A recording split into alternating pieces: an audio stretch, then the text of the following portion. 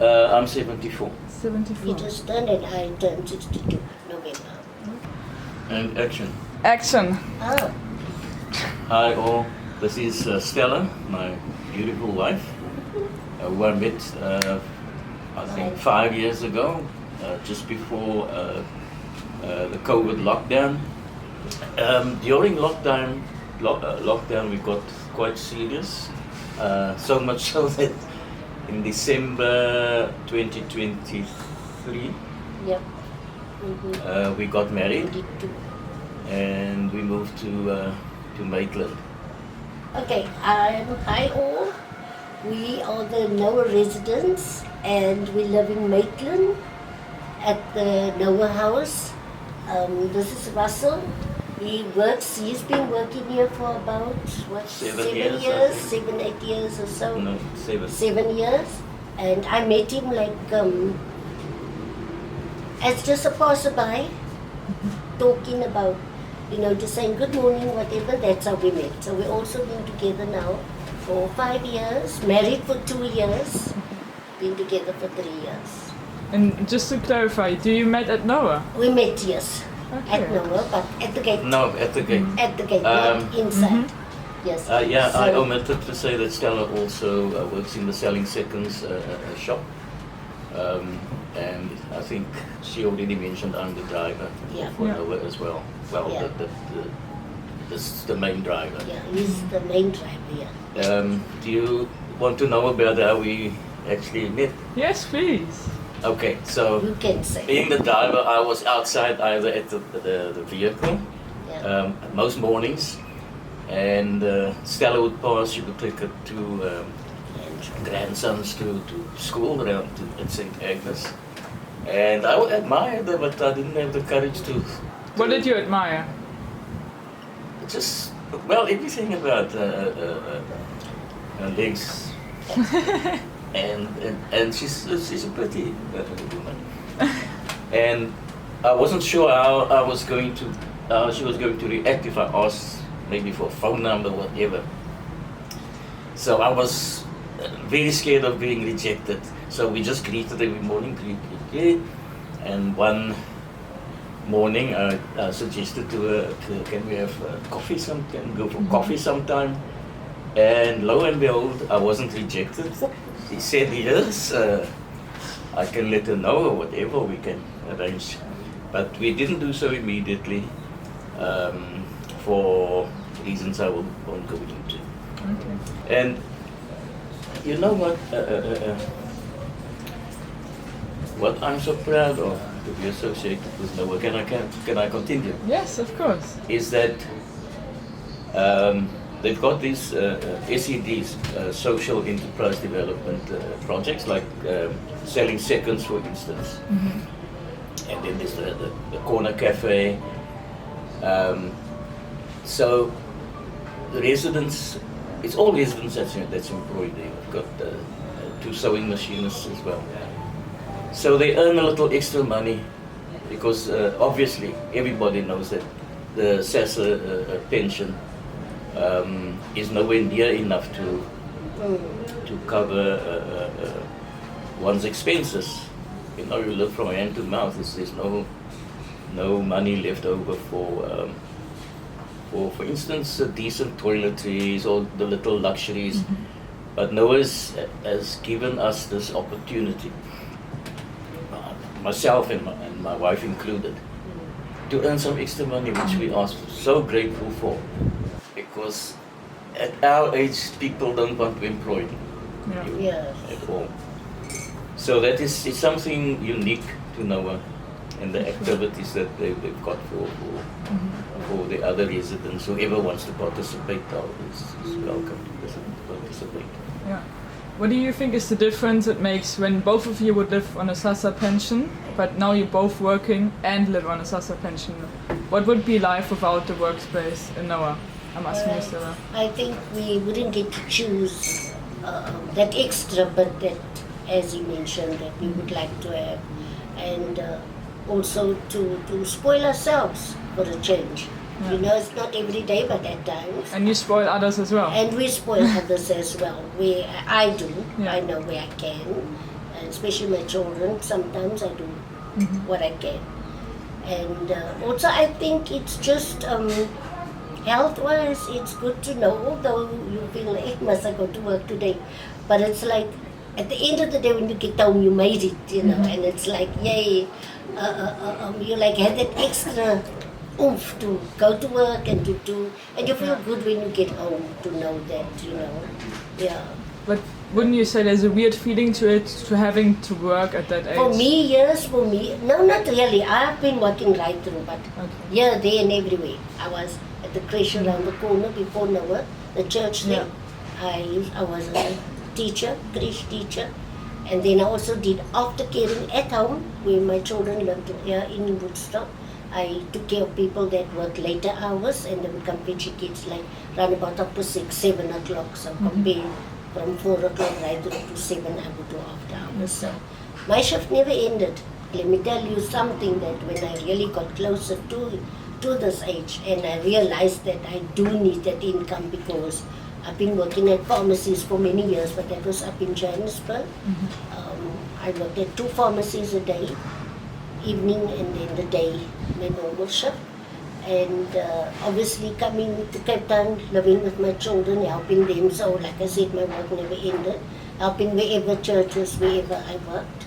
And then coming to Woodstock, also with my grandchildren, so I was always working. And I think now having a good, knowing you have a reasonable income, you know, not that of a big income, but a reasonable income, I think it makes me feel really good. I'm honored at the stage to say, I'm working, you know. You're proud. Yeah. I'm very proud. Yeah. You asked Stella and Russel, how does it feel? Does it feel weird to be working at our age? And not at all. When I turned 60 and my children, the last one, went out of the house, I said, now I've had it with work. I'm not working. I don't want to go to any job. I've had enough since the age of 17. And I moved to Gansbaai on my own for 2 years. And 2 years later, I'm back in Cape Town and working. And I enjoy it. I really do. The kind of job I have it at nowhere. I meet people, different people every day, new people all the time. And I was very introvert when I got to Noah, but with all the activities, and I gradually came out of my shell. So Noah's just been good to me in so many ways. Yeah, I can get around with anybody. Yes, you know. But it does feel nice to settle down and have Oh, your definitely. Yeah. It's a big difference from the rush, the hustle and the bustle, put it that way. It's a big difference. And I also enjoy my life being at home, especially relaxing and that, which we never got to do from a young age when you had your kids and homework and house and whatever. So I'm cool, you know. But I always had my chores, and at the same time I always did what I could for the family. Yeah. But now married And to the other reason why we don't go. main man. the main man. The main man. And My so true it's- Valentine. Yeah. Oh, that's why we got the. That's why you got red on. Yes, we chose to do that Yeah. for today. It's my true Valentine, and I don't think I will ever go back because I love it. How was it finding your true Valentine at, I don't know what age, let's say at at the the age oldest of age? 57. Yes, how's that? Actually 56, and then when we really got together I was 57. Oh, it was amazing. I actually didn't expect to be here, that we could come this far. I just thought we'd be friends and... You know, I forget names very easily. But I'll never forget when I first asked for a name. And she said, Stella. I said, I'm Russel. And I knew I was going to forget that name. And Stella said, just think of the stars. Aww. And I actually did that. When I saw her again, I forgot her name. So Stars, Stella. So It's a Stella Stars. But we never had a date. I don't think we could call it. We would walk Woodstock flat. oh yes, it was during lockdown. And during lockdown, and we were so recognized through people wearing their masks. They'd nod their head, others would just see the eyebrows raised, others would do this, you know, like that. I was living in Woodstock for a while, and I was never, before I met Stella, never like recognized, and when I accepted that, people. So that was actually the memories of that period. Oh, we always talk about it. We still talk about it. Most weekends when we just relaxing, and he'll say, "Do you remember A, B, and C?" And I'm like, "Yeah, you know what? I remember," and we'd laugh about it. And I think the other day he said to me, "We really have great memories of ourselves when we just met, and the things we did, and where we went, and people recognizing us being together." Did you ever thought you will find the true love again? No, I didn't. I didn't want to. So, but People said to each other, "We're not getting married." I said, "Perfect, fine for me," and so did he. But here we are, and we still. So what is home to you? Home is, like I mentioned earlier, just chilling, relaxing, no stress, do what you feel like. Because we are fortunate that we've got a reasonable sized room. Yes. We've got our own entrance. Yes.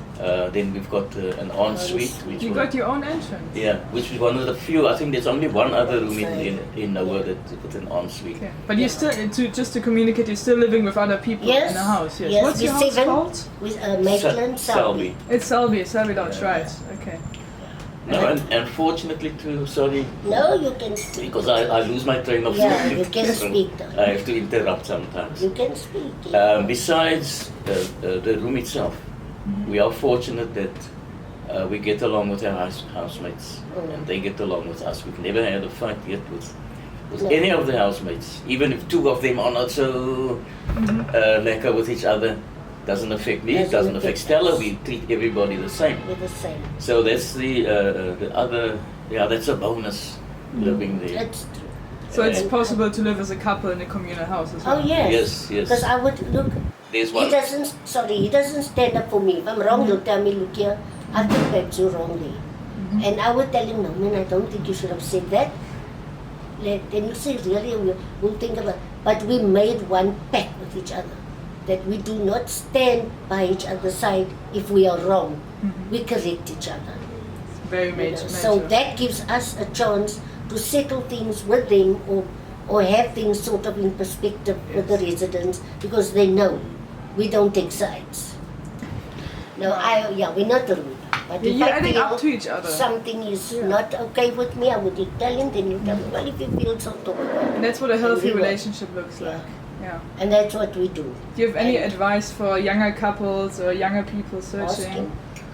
I'm sure Russell, both of you. Yeah, but both of you answer. you can say. Well, the advice that I give to to quoting young couples is advice that I should have given to myself. For instance, don't get married too young. If you have to get married, wait until you're more mature. So even the same with having children. To bring up children in this world, besides the financial difficulty, there's drugs, there's all kinds of things porn on the internet which they're too young to handle, and so on. So I would say to young people, and this might sound harsh, don't have children. Okay. I would say don't have children. But if you must, wait until you're mature enough and settled, maybe in your career or whatever, and then have children if you must have children. But really, and I didn't take that advice myself, because I fathered 5 from my first wife, 3 from the second wife. One passed away when she was 16. It was more than 30 years ago. So I should have given that advice to myself about getting married young. I think I was 18 or 19. In your first marriage? 18 or 19? 18 years. What made you get married? Had to. Okay. We used to call it a mass marriage in Mass those marriage, years. yeah. And I also had just 2 marriages, so I have 7 children. Okay. And then 6 girls and 1 boy. And you've been into The past relationships as well, of We course. Both of so you. my first marriage and second marriage. So yeah, and we're grateful.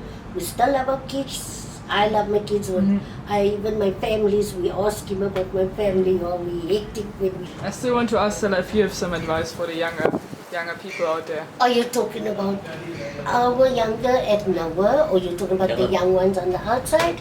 On In the whole world, yeah. I think it's very difficult to give advice to some. But I would say, if you have someone you can talk to seriously and you need help, go there, find that help before you make very, very much a decision you wouldn't want to live with eventually. And I think they mustn't, friends and that, you cut them out in your life when you have to make a decision. It's you and your wife or your girlfriend or whatever. It's your decision, your life, your marriage, which will be, or whatever. And that's it. So I think that if they need any help, go for help where you can. And because talking to this one, that one, you get all wrongly advised. And then when you get together, you find out, oh, but it wasn't like that. It's actually cool. You know, my wife is cool and things are cool. So yeah, it's good to find out from people you can trust. Yeah. Thank you for that interview.